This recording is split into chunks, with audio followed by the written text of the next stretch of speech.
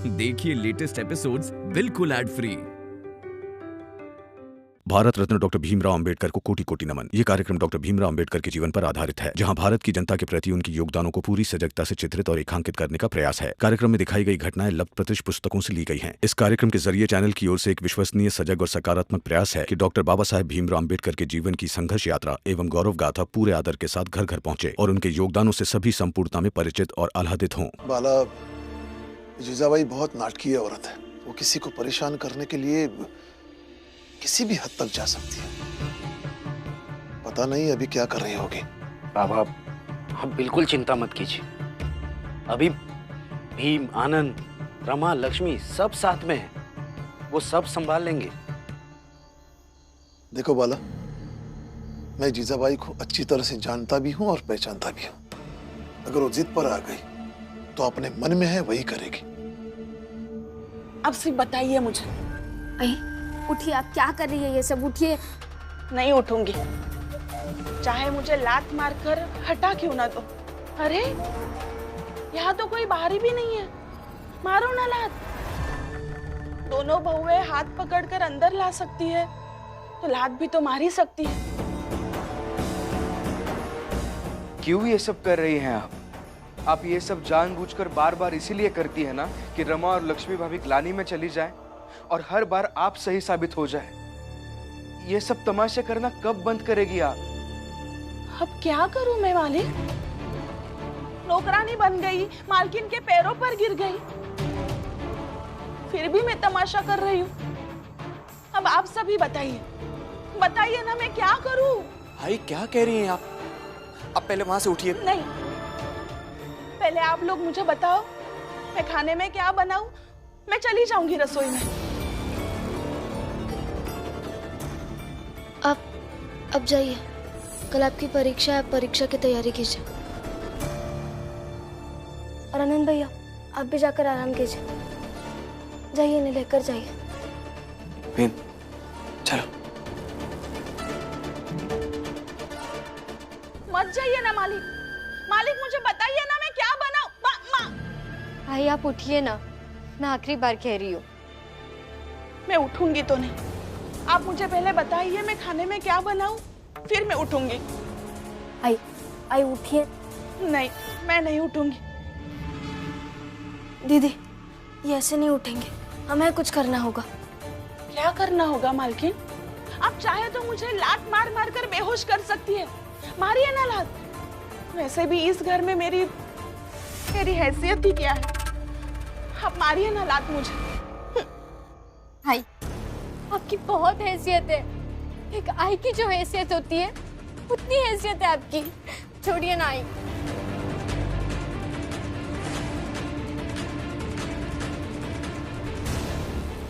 रमा, तुम अंदर जाओ और खाना बनाओ, मैं एक के साथ बैठती हूँ। नहीं मालकिन, ये क्या कर रही है आप? मैं होते हुए छोटी मालकिन खाना बनाएगी? नहीं नहीं, ऐसा मत कीजिए। छोड़िए ना, बड़ी मालकिन क्या कर रही है आप? छोटी मालकिन अंदर गई है, ऐसा नहीं अच्छा लगता है, मुझे जाने दीजिए। छोड़िए छोड़िए।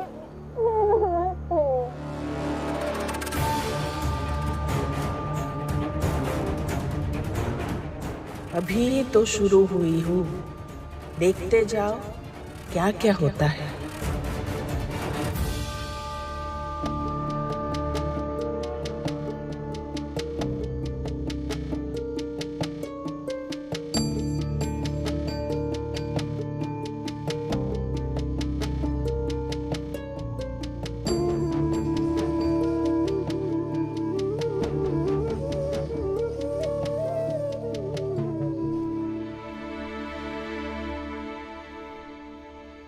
भीम, ये कल जो तुम्हारी परीक्षा है उसके बाद क्या होगा? उसके बाद भैया स्नातक की फाइनल एग्जाम होगी कुछ ही दिनों में। अगर मैं वो एग्जाम पास कर गया तो ग्रेजुएट हो जाऊंगा। अब क्या हो जाओगे? ग्रेजुएट हो जाऊंगा।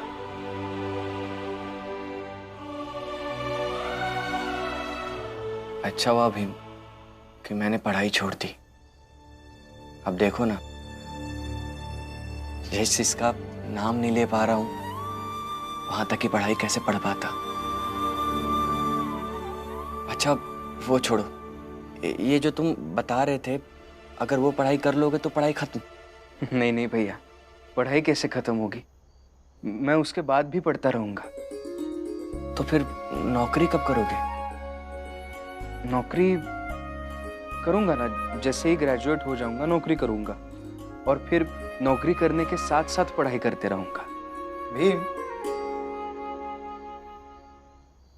नौकरी मिल गई तो पढ़ाई क्यों जारी रखना? मतलब लोग क्यों पढ़ते होंगे? नौकरी के लिए ही ना? नहीं, देखो, रोजगार के लिए योग्य बनना एक अलग बात है, लेकिन शिक्षित बनना ये इस बात के बराबर भी है और इस बात से बहुत आगे की बात भी है। समझा नहीं मैं समझाता हूं। देखो मालू, हम पैदा होते हैं, हम खाना खाते हैं, हमारी लंबाई बढ़ती है, लेकिन एक समय के बाद हमारी लंबाई बढ़ना बंद हो जाती है, लेकिन फिर भी उसके बाद भी हम खाते हैं। क्यों? जीने के लिए। जीने के लिए, क्योंकि जीवन जीने के लिए खाना आवश्यक है, इसलिए। ठीक वैसे ही जीवन में एक समय के बाद हम पढ़ना शुरू करते हैं, फिर हम पढ़ाई करते हैं, पढ़ाई करने से नौकरी मिलती है, रोजगार मिलता है, लेकिन एक समय ऐसा आता है जब ये भी संभव होता है कि आगे जाकर हम चाहे जितना पढ़ लें, चाहे जितनी शिक्षा हासिल कर लें, हमारा रोजगार और रोजगार से मिलने वाला धन ना बढ़े, लेकिन फिर भी उस शिक्षा से हमारे काम की गुणवत्ता बढ़ती है, हमारा व्यक्तित्व बढ़ता है। और इसीलिए मुझे ऐसा लगता है कि शिक्षा लेना मतलब सिर्फ डिग्री लेना नहीं होता, बल्कि शिक्षा हमें ताउम्र लेते रहना चाहिए और हमारी निजी जिंदगी में लागू करते रहना चाहिए, क्योंकि उसी शिक्षा से हमारी समग्र वृद्धि होती है। समझ गए मालूम? इसलिए पढ़ाई कभी छोड़नी नहीं चाहिए। जब तक जीवन है तब तक पढ़ते रहना चाहिए। मुझे तो ऐसा भी लगता है हर किसी को ये समझकर चलना चाहिए कि जैसे जीवन जीने के लिए भोजन, हवा, पानी ये 3 प्राण तत्व होते हैं, वैसे एक चौथा तत्व भी होता है जिसका नाम है शिक्षा।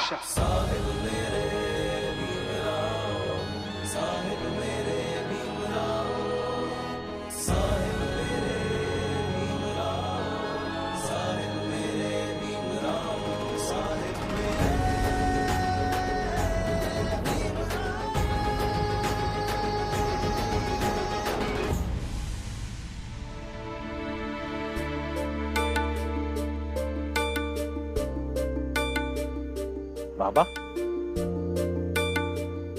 बाबा, क्या हुआ? नहीं, कुछ नहीं। कैसे कुछ नहीं बाबा? आप काफी परेशान लग रहे हैं। बाबा, मैंने कहा ना, अब घर में सब ठीक है। आप बिल्कुल चिंता मत कीजिए। बुआ को छोड़कर सब साथ है। वो तो बुआ शोभा काकी को छोड़ना नहीं चाहती थी, फिर भी मैं उन्हें समझा कर आया कि वो घर उनका भी है। जब चाहे तब वो घर में आ सकती है। वैसे भी अब सब साथ है तो सब ठीक हो जाएगा। जानता हूं, सब ठीक हो जाएगा। मैं ये सोच रहा हूं, आज जीवन में पहली बार ऐसा हो रहा है कि भीम की परीक्षा हो रही है और उसे मैं देख नहीं पा रहा हूं कि वो पढ़ाई कर रहा है या नहीं। पढ़ ही रहा होगा बाबा। भीम है वो, पढ़ाई के साथ बेईमानी नहीं करेगा।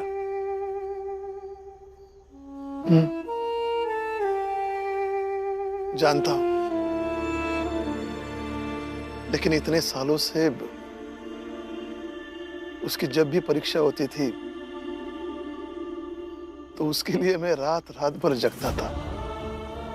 सोचो, मैं तुम्हें सुबह 4 बजे पढ़ाई के लिए जगा दूंगा। उसके लिए बीच बीच में हल्दी का दूध देता था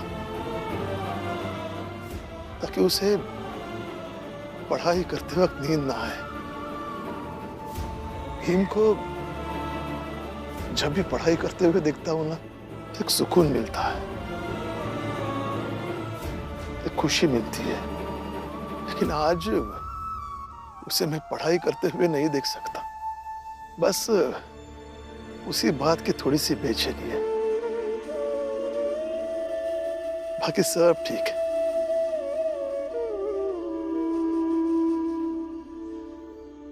जा बेटा, सो जा, रात बहुत हो गई है। मैं भी थोड़ी देर में आता हूं सोने के लिए। जा।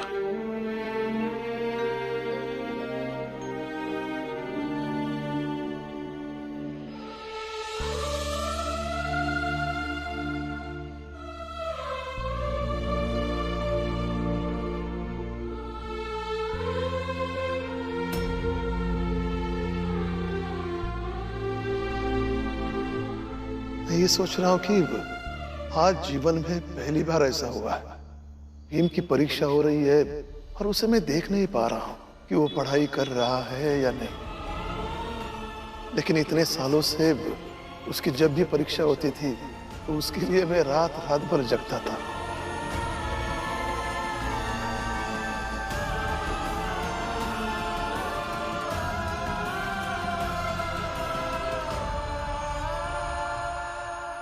क्या हुआ? कुछ नहीं। बताइए ना, क्या हुआ? कुछ नहीं। मैं इतने साल घर से दूर रहा, जो काम मिला, जैसा काम मिला, मैंने हर काम किया। मैंने अकेले नहीं खुद को संभाला, लेकिन आज तक कभी बाबा ने पूछा कि मैं क्या करता हूं, और ना ही उन्होंने कभी ये देखने की कोशिश की कि मैं भी उतनी ही मेहनत से, उतनी ही लगन से अपना काम करता हूं जैसे कि भीम अपनी पढ़ाई करता है। नहीं, इसका मतलब ये नहीं कि मुझे भीम से ईर्ष्या, मुझे भीम से एक पैसे की भी ईर्ष्या नहीं है, लेकिन ये तो मेरी अच्छाई है ना। मगर बाबा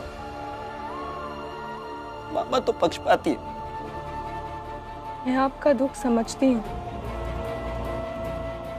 मगर पक्षपाती होना अपराध भी हो, ये जरूरी नहीं होता।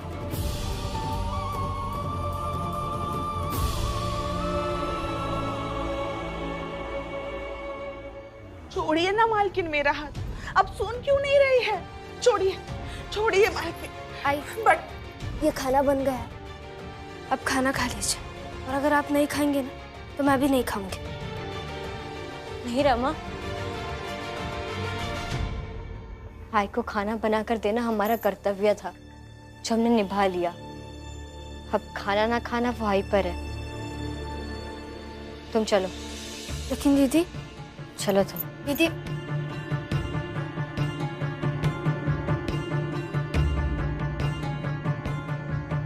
दीदी भाई अगर गुस्से में खाना नहीं खाएंगे तो वो अच्छा नहीं होगा।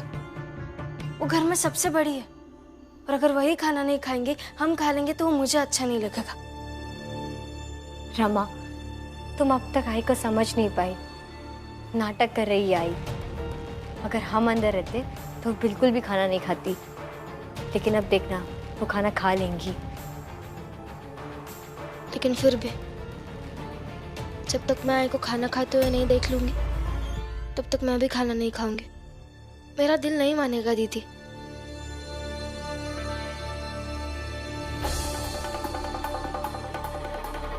चलो देख लो।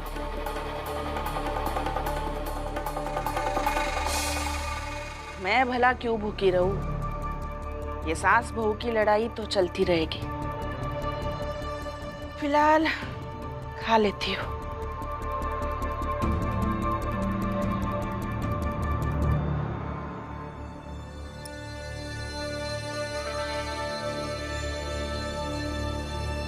आई, हम आपको दुश्मन नहीं मानते, हम आपसे बहुत प्यार करते हैं, बस आपको समझा नहीं पाते कि आप हमारे लिए कितनी महत्वपूर्ण है।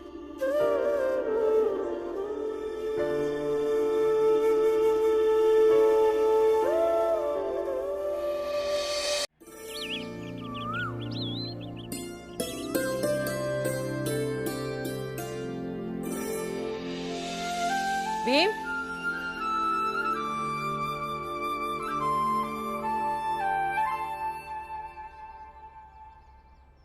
आज तेरी परीक्षा है ना?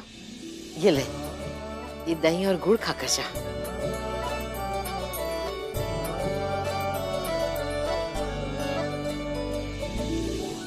सफल रहे।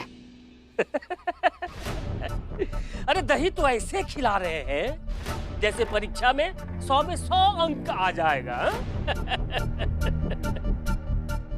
हितेश काका, दही और गुड़ इसलिए नहीं खिलाया जाता है कि 100 में से 100 नंबर है, बल्कि शुभकामनाएं देने का एक तरीका है जो आप नहीं समझेंगे। भीम, तुम्हें शुभकामनाएं। तुम जाओ, हम साथ हैं। धन्यवाद मालो, चलता हूँ बुआ।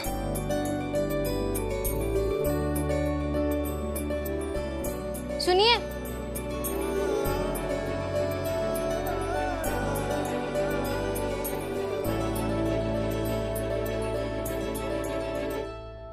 ले लीजिए कलम, एक अलग से रखिएगा, ये काम आएगा।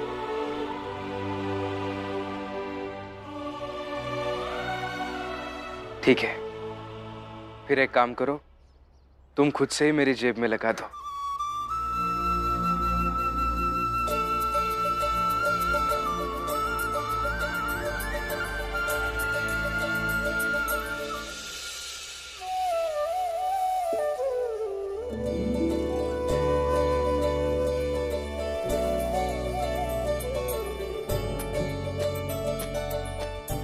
चलता हूँ।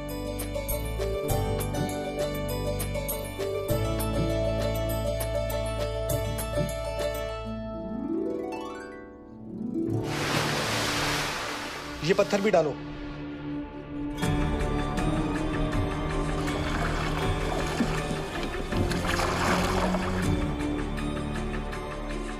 ये सब उठाओ और जाओ, जल्दी जल्दी।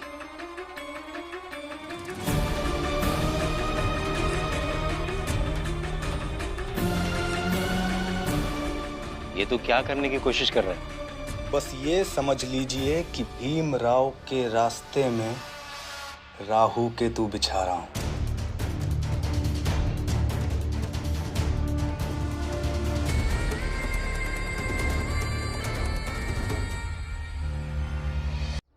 समझा? तू उसकी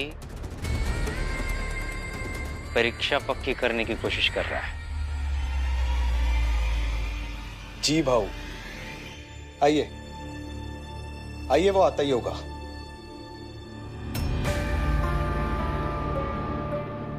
आज पहली बार ऐसा हो रहा है कि मैं परीक्षा देने जा रहा हूँ और बाबा का आशीर्वाद नहीं ले पाया। पता नहीं बाबा कहाँ हैं। उनके बिना सब अधूरा लग रहा है।